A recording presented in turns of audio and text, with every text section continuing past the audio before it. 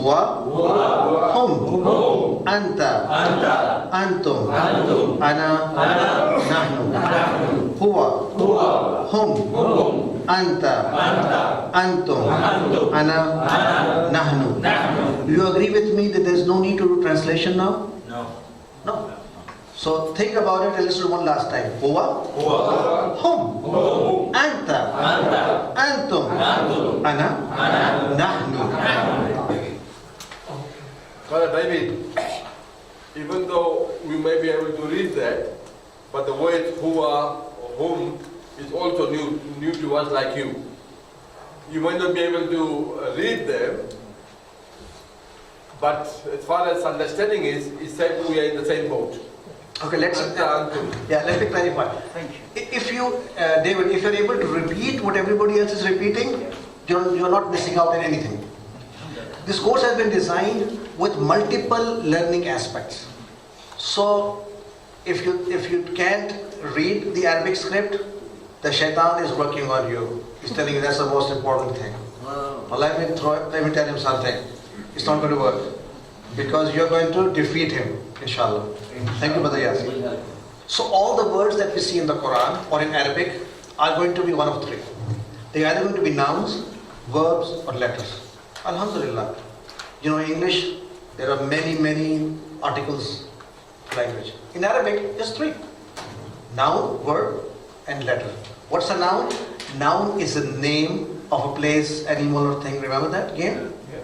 So, like Kitab, Makkah, these are examples of names. Also, the attributes also fall under noun, meaning adjectives. In English, we have a class of nouns, adjectives, adverbs. All of these fall under nouns. So, Muslim, Mu'min, big, small, green, yellow, all are these attributes and they fall under noun. Second, verbs are all those that tell us about an action. Action of doing something, eating, sitting, standing, speaking. So they are verbs. Noun is called ism in Arabic, and that's easy because just about anything is ism, anything that you see. And verb is called fail.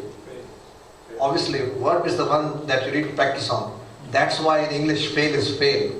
But we're not going to do that. We're not going to fail, inshallah. So fail is action.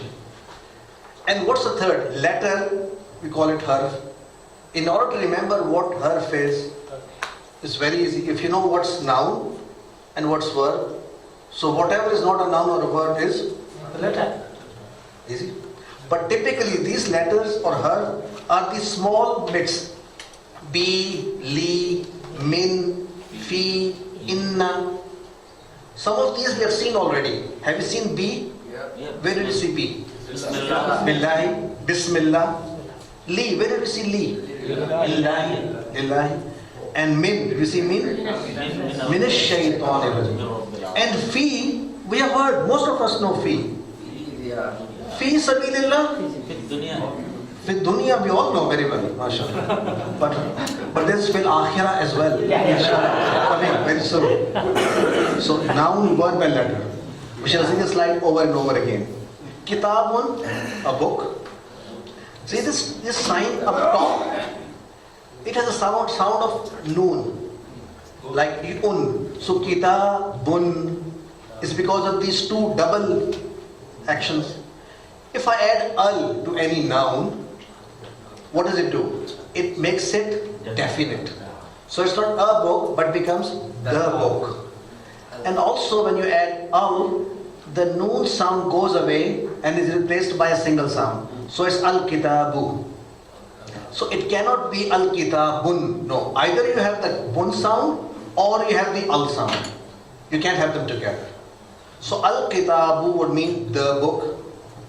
Qalam, qalamun is a pen. Al-qalamu is the pen.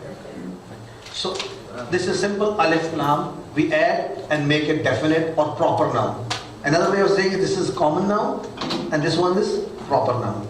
So kitabun, a book, al-kitabu, the book. Another interesting aspect in Arabic.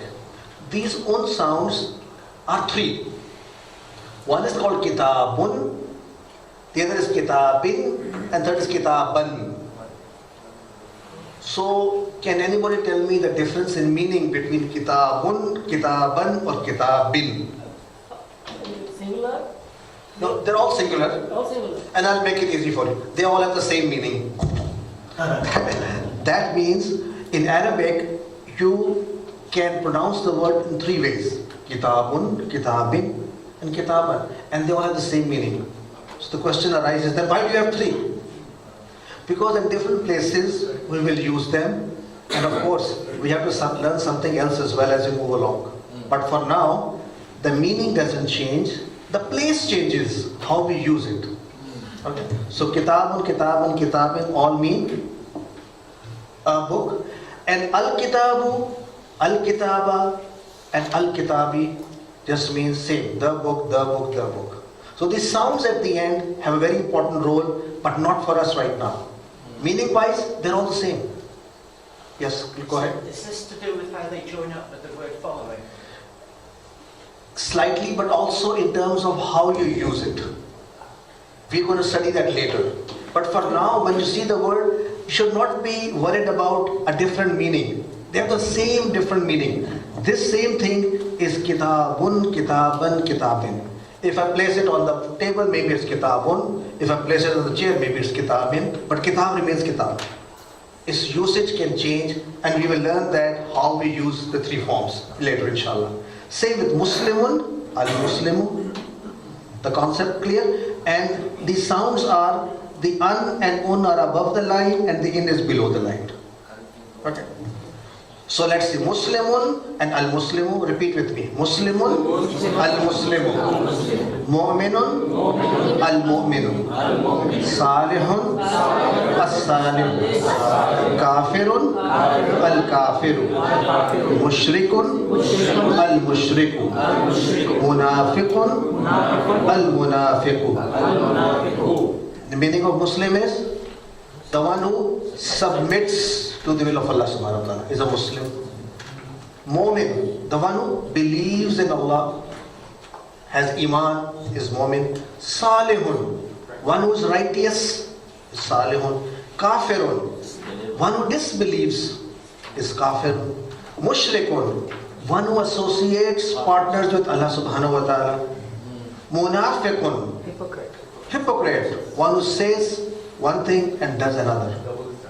Double standards. I hope we don't have them any in our society. Hopefully not. But anyway, we should know the meanings of all these words, and they're all nouns, ism. Let's see how do we make plurals. Plural for Muslimun or Muslim is Muslimun and Muslimin. Plural for Mu'minun is Mu'minun and Mu'minin. Repeat with me. Muslim, Muslimun, Muslimin, Mu'min, Mu'minun, Mu'minin, Salih, Salihun, Salihin, Kafir, Kafirun, Kafirin, Mushrik, Mushrikun, Mushrikeen. MashaAllah. Munafiq, Munafiqun, Munafiqeen. So what's the rule here? You add waw noon or ya noon at the end of the singular and it becomes plural. Like in English we add sometimes s with book, it becomes books. So the typical rule in Arabic is with the noun you add waw noon or ya noon. So my question is, the plural for Muslim is Muslimun and Muslimin. And so what is the difference between Muslimun and Muslimin? Two and more. Pardon? Two and more. No, we're talking about plural. Plural is plural. No, plural So- means two. Two no. is also plural. No, we're not talking about, we're talking plural. So make it easy for you. Muslimun and Muslimin have the same meaning. Now you say, what is this going on? It's not both male. They are both male. They have the same meaning. Like if these are three Muslimun and there are three Muslimin. Like I said, this is Kitabun and Kitabin. And there's no difference. So likewise, Muslimun and Muslimin, there's no difference in meaning. Now ask me the next question, please. Is it because of the context? Changes The context. usage very different. Because Then ask me a question. If there is no difference in the meaning, then why do we have to? If there's no difference in the meaning, Kubair. because different actions on them. So I used to find it very difficult to convince a class. Until someone told me it's the same in other languages, like in Urdu. Since you know Urdu, I'll try to explain in Urdu. Who knows the plural for ladka? लड़के Ladke. लड़कों Oh, he's saying ladko. लड़कों So which is correct? Ladke or ladko? Both are correct. So what's the difference? Usage. Where you use it. Alhamdulillah. So now the concept is clear that you can have two plurals, have the same meaning, but usage is different. Sometimes you'll use it as Muslimun and sometimes you'll use it as Muslimin. And when, we shall learn later inshallah, when we shall use each I of mean, them. definitely there is a big difference of meaning. There's a big difference, but it depends on the context.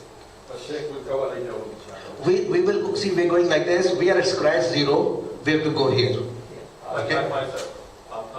Okay. So as we said, same in meaning, we mean meaning of the word. Word. That there are, in fact, it's a good, my brother has pointed out something very interesting and we should point this out. There are 3 parts to the grammar. How many parts? 3 parts. One is when we study the word structure. This is what we're doing right now. Muslim, Muslimun, and understand their meanings by themselves. This is one part of grammar. Second part of grammar is how we use these words in a sentence. That's second part. And that is this concept of kitabun, Muslimun. How, when we use in a sentence, how we use them differently. So the first part is word structure. The second part is sentence structure.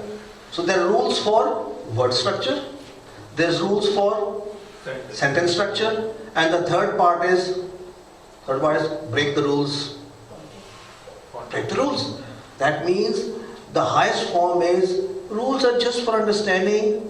When you go in the highest level, it's called balagha. In every language, the highest form of people, they break the rules to bring the meaning easy, make the meaning easy. Like the poets. If you read poetry, they don't follow the rules of grammar, but samajh in the farm is, you understand right away. You know, the poet would say, and the table talked to me and said, what have you been doing all day? And a normal person would say, the table doesn't talk. But yes, in the context, it may talk. So that is the third form of grammar. So we are right now building the words, then we'll put them into sentences, and then we'll go to the third level, inshallah. Okay, so let's move to the plurals. Muslim, repeat after me. Muslim, Muslimun, Muslimin. Mu'min, Mu'minun, Mu'minin. Salih, Salihun, Salihin. Kafir, Kafirun, Kafirin. Mushrik, Mushrikun, Mushrikeen. Munafiq, Munafiqun, Munafiqeen. So what is the rule for making jama or plural? Wawnun or Yanun. Let's practice this in our exercise. Okay, to do it with me. Huwa Muslim. This means He's a he's a, how did you know? I never told you. So Huwa Muslim means he is a Muslim. Hum Muslimun. They are Muslims. Anta Muslim. You are Muslim. Antum Muslimun. You all are Muslims. Ana Muslim. Nahnu Muslimun. Ana Muslim means I am Muslim. Nahnu Muslimun? We are all Muslims. Let's do this with Mu'min. Huwa Mu'min. What does that mean? He's a Muslim. Hum Mu'minun. They're all Mu'min. Anta Mu'min. Antum Mu'minun. Ana Mu'min. Nahnu. MashaAllah. Nahnu. Mu'minun. I never said Mu'minin. With Allah, it must be single. No, Mu'minun and Mu'minin have the same meaning. Right? So we're using this form only. Wawnun. Wawnun. Why not Yanun? It'll come in another form. We'll find out inshallah. Right now it's Wawnun. So, to make sure you have understood, let's see. Huwa mushrik. Hum mushrikun. Okay, we'll stop here. Is it okay? Okay? It's okay. That means you have understood. Because you don't want to do after. Hum mushrik. Hum mushrikun. And you know the rest. Okay? Okay. So that means you have understood what's coming next. Right? We don't want to say that to each other. Right? But we know. So that means you have understood. Alhamdulillah. So what's the learning tip for today? For this lesson? Derived from these books. See, to use this, we used even what the non-Muslims had done, take the best out of what they had done and use it as a language tool. What's that tool? Create flashes in the brain. It happens in every person, whether he's a Muslim or non-Muslim. Let's use that methodology. If I were to ask you to learn a new word in Arabic, feel means elephant. How would one learn using TPI? One method is by context, if I state the word. One is when you hear the word feel, as soon as you hear the word feel, a flash is created in your brain. Those neurons you talked about, the ones that switch on and off, the moment there's a stimulus, I say feel, the moment you hear it, flash in the brain. The moment I pronounce it, feel, the pronunciation brings in a separate flash. If I spell it, fa, ya, lam, a separate flash. See, each of these flashes is stored in a different proportion of the brain. Let's say, I draw an elephant. And if you see the drawing, yet another flash will occur in your brain. So what is happening? The same word being learned through different ways creates different flashes, emotions. Let's say if one of you fell from an elephant when you were 3 years old and got hurt. So each time you get hurt here, you would remember the elephant. Right? So through emotions, you can also learn the word elephant. Story. If I were to tell you that Abraha from Yemen marched with so many elephants into Makkah, the whole story will give you feel. So you can learn words through story. Smell. If you were to smell an elephant, imagine the kind of flash it would create. And the next time you smell, you would say, oh, there must be an elephant around. So how did you learn that? Without memorizing? Through smell. So that means you can learn the same word through different ways. Picture, what if an elephant walked into our room? Would that create a flash? A big one. You would never forget. So the more methods we use, if you saw a movie or action, so what am I trying to explain? What I'm saying is, we shall learn new words through all possible different ways, so different flashes are created in our mind. The more flashes we create, what happens? The more flashes we create, the easier it is to memorize and to remember. The easier it is to retain for a long period of time, the easier it is to recall. TPI is just that. So I think this explains what is TPI, total physical interaction. Let's move to lesson number 3.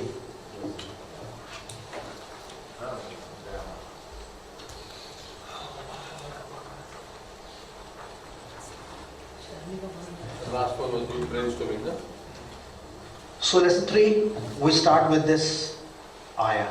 أفلا يتدبرون القرآن أم على قلوب أقفالها.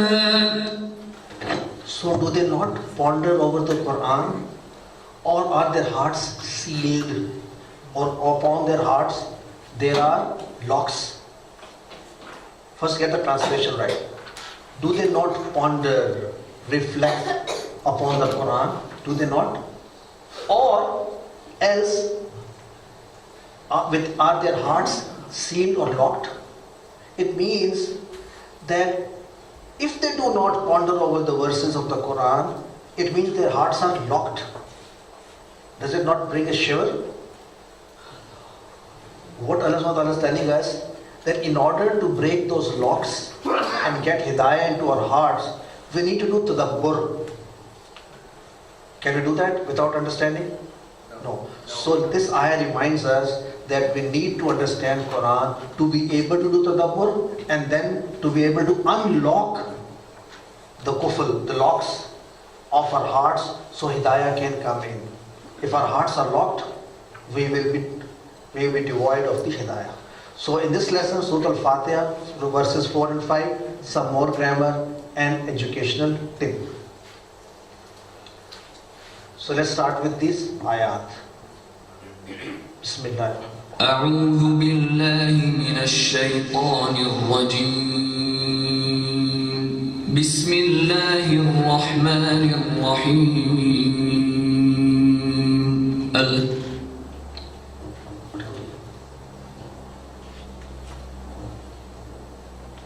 أعوذ بالله من الشيطان الرجيم بسم الله الرحمن الرحيم الحمد لله رب العالمين الرحمن الرحيم مالك يوم الدين إياك نعبد وإياك نستعين. Remember, our focus, our objective is to get the mafhum from these ayat.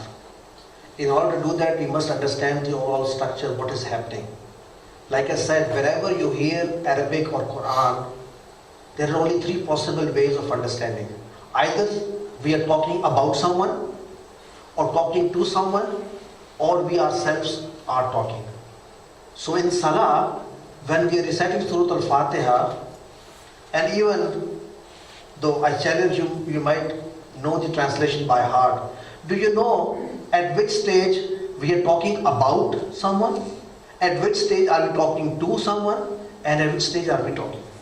Let's use this example to explain that. When I say, A'udhu billahi minash shaitanir rajim, which form is that? Is it talking about somebody, or talking to someone, or myself I'm talking? Myself. Very good. I am talking. When I say Bismillahir Rahmanir Rahim, am I talking about someone, to someone, or myself? About. I'm talking about Allah subhanahu wa ta'ala. When I say Alhamdulillahi Rabbil Alameen, about someone, we talk about Allah subhanahu wa ta'ala, then all praise and thanks are to Him. He is the Rabb of all Alameen. Ar-Rahman, Ar-Rahim, we're talking about someone. So in our Salah, we're talking about Allah, He's Rahman, He's Rahim. Then we say Maliki Yawmiddin. Now what? About someone, about He is the Malik of the hereafter. Now I say Iyaka na'budu wa Iyaka nasta'in. Now I'm talking to Allah subhanahu wa ta'ala. Should there not be